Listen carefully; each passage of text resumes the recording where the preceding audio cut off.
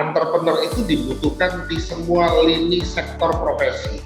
Jadi entrepreneur itu sebetulnya adalah habits, kebiasaan, dan sebuah karakter. Jadi habits dan karakter yang dilatih sejak dini, sehingga orang itu menjadi kreatif, kemudian inovatif, tidak gampang menyerah gitu ya, lalu selalu menciptakan hal-hal yang baru. Itu ada dalam diri entrepreneur.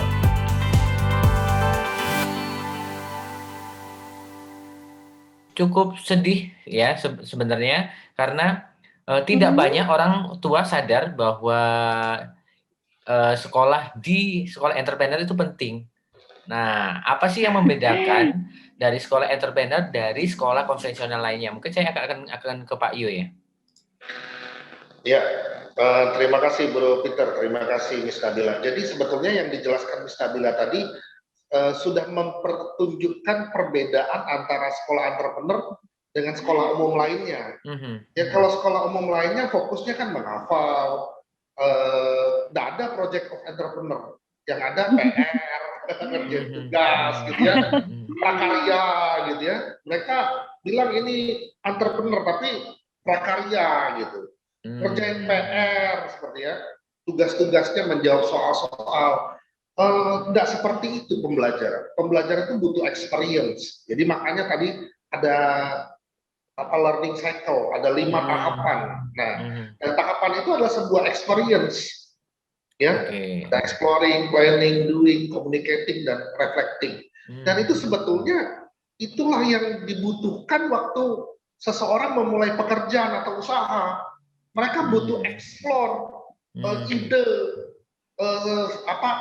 sesuatu yang bisa punya value, punya nilai untuk dijual. Apa yang lagi ngetren, kan dieksplor itu.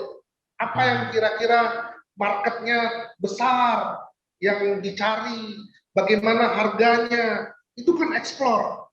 Dan setelah tahu itu semua, baru membuat perencanaan bagaimana menciptakan sebuah produk, menciptakan sebuah ide menjadi sebuah produk, membuat planning. Dan setelah itu jadi, kemudian kan dilakukan planning itu, doing, dan kemudian mulai memasarkan dengan communicating. Communicatingnya pakai bahasa Inggris lagi. Jadi anak-anak setelah jadi produknya, apa yang mereka buat proyeknya, mereka mengkomunikasikannya itu dengan bahasa Inggris.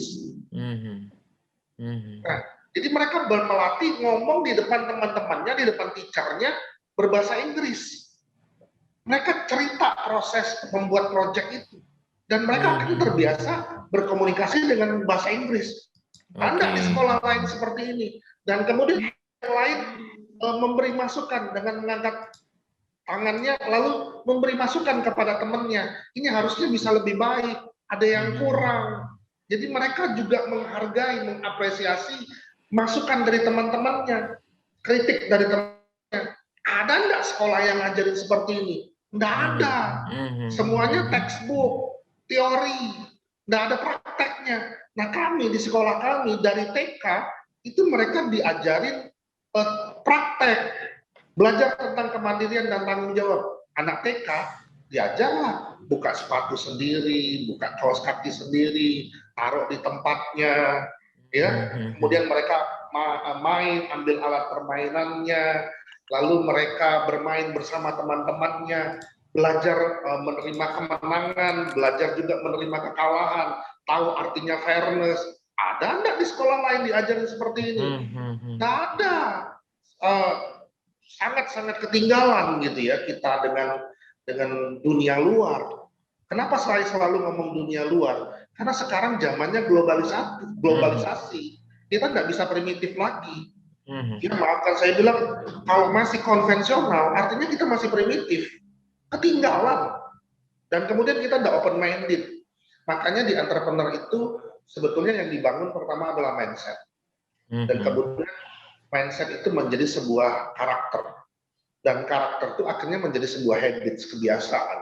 Nah, lalu tentang tadi ya, gimana mengelola anak di dalam kelas yang 20 orang itu. Di sekolah kita enggak teacher center, tapi student center. Jadi student center. Tempat duduk itu kalau kita dulu sekolah kan dibuat berjejer, semua ngadep ke depan, ngelihat gurunya, fokusnya kepada guru. Nah, tapi di sekolah kita enggak, dibuat berkelompok, gurunya yang keliling, gurunya yang melihat apa yang dikerjakan oleh siswanya. Ada yang keliru enggak? Ada yang kurang enggak? Atau ada sesuatu hal yang luar biasa ditemukan siswanya, lalu di-sharingkan kepada teman-temannya. Wah, itu benar-benar student center. Jadi gurunya yang keliling, fokusnya kepada student, bukan kepada teacher.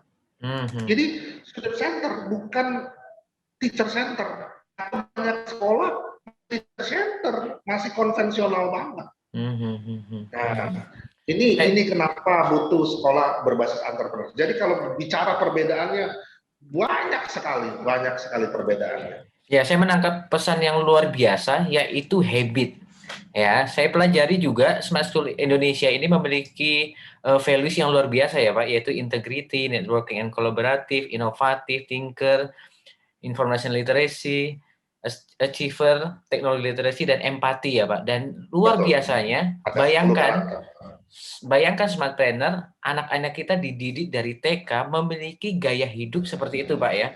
Jadi bayangkan waktu dia dewasa, bayangkan nih, mereka sudah memiliki jiwa entrepreneur yang seperti itu, orang tua jadinya lebih tenang gitu Pak ya. Jadi kesuksesan itu pasti menjadi bagiannya, betul ya Pak ya? Iya betul. Jadi yang pertama itu kan sebetulnya adalah tadi saya katakan mindset. Nah begitu mindset yang baru itu muncul, dibutuhkan kan latihan. Yes. Nah latihan yang berulang-ulang itu menjadi karakter. Itu dibawa sampai mereka kerja nanti, sampai mereka punya usaha nanti, sampai mereka menyelesaikan semua yang mereka kerjakan di dalam dunia ini. Jadi habits yang unggul, bukan rata-rata. Jadi kita cetak SDM bukan yang rata-rata, outputnya itu yang di atas rata-rata, yang unggul. Maka sadar nggak sadar orang tua alumninya, siswa alumninya di sekolah kami, mereka akan melihat waktu mereka melanjutkan ke jenjang berikutnya, anak-anak Smart School Indonesia, saya rekomendasi jamin 1000% pasti mereka pasti lebih unggul daripada anak-anak yang lain. Yes. Sudah banyak sekali buktinya dalam kemampuan berbahasa Inggris, dari sisi karakter, dan akhirnya mereka memang benar-benar jadi champion di segala bidang. Itu sudah banyak kali ceritanya. Nah, ini menarik banget. Saya mau ke Miss Nabila, punya pengalaman tersendiri. Oke deh, salah satu aja dari karakteristik dari Smart School Indonesia yaitu integritas. Kan Miss Nabila juga sehari-hari kan mengajar gitu ya. Punya pengalaman nggak tentang integritas anak itu sendiri gitu?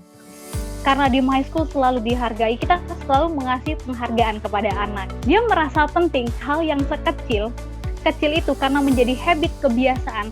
Anak-anak diberi nilai dan penghargaan, dia merasa penting. Dari segi pekerjaan anak-anaknya itu adalah lebih detail. Jadi tahap itu bukan hanya kilasan yang mereka gunakan dalam daily, tapi mereka gunakan dalam bentuk nyata.